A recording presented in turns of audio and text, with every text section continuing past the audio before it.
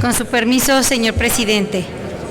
Compañeras y compañeros senadores, estamos ante un dictamen que privatiza nuestros recursos energéticos, matizado de manera cupular, a modo y conveniencia del Ejecutivo, con la única intención de cumplir sus compromisos con el capital extranjero y que, de aprobarse, nos dejará un México antes y otro después. De un México dueño de sus recursos naturales y con soberanía energética, pasaremos a ser banco de explotación de recursos energéticos por parte de empresarios transnacionales y supeditados a sus intereses económicos y de mercado.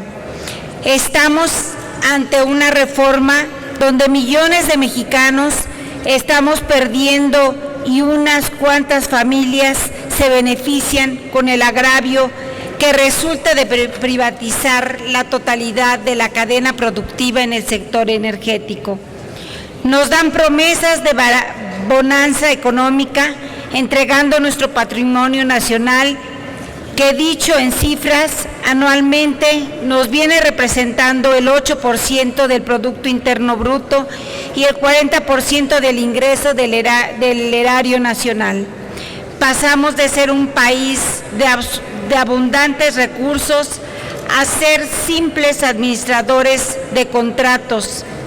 Tendremos un gobierno atado a los intereses privados que no está comprometido con el interés nacional. Claro ejemplo es la propuesta de ley de hidrocarburos, misma que no garantiza que los hidrocarburos mexicanos logren potencializar el desarrollo nacional con miras a asegurar el futuro más próspero para la sociedad mexicana, especialmente de los grupos más vulnerables.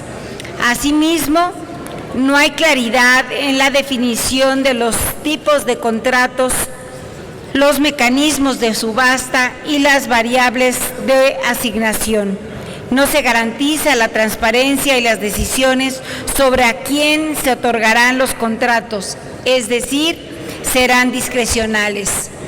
Esta reforma busca aniquilar a Pemex y a la Comisión Federal de Electricidad, quienes tenderán a desaparecer en el mediano plazo, valiéndonos completamente dependientes en materia de energía a las corporaciones extranjeras.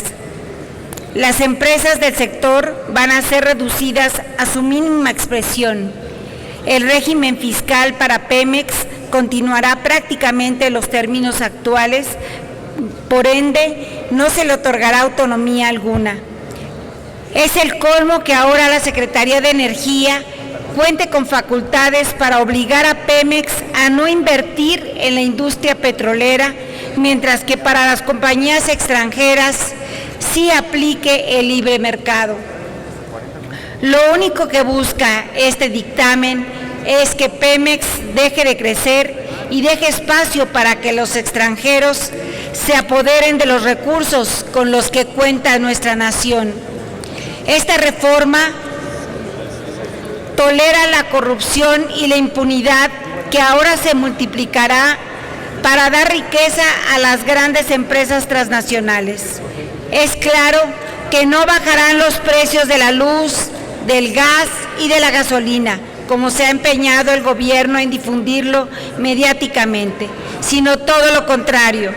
Todos estos combustibles de uso diario en el hogar aumentarán de precio y en el caso de las gasolinas perderán los subsidios y aumentarán su valor conforme a los precios internacionales. Por si fuera poco, también se legisla el despojo mismo que ahora le han nombrado ocupación temporal. Es decir, ponen a más de 400,000 hectáreas de nuestros campesinos en la mira de los empresarios extranjeros y de la frivolidad del mercado, dejando a empresas a expensas a sus dueños, que en su mayoría en la población es población indígena de nuestro país. ¿En qué nos beneficia entonces, me pregunto? Y por ello estoy segura que el juicio de nuestra sociedad será muy dura, por todos los agravios y afrentas que se les hace con esta reforma. Esta reforma no es la que necesita nuestro sector energético, sino la que piden las voraces empresas extranjeras para modernizar nuestro sector.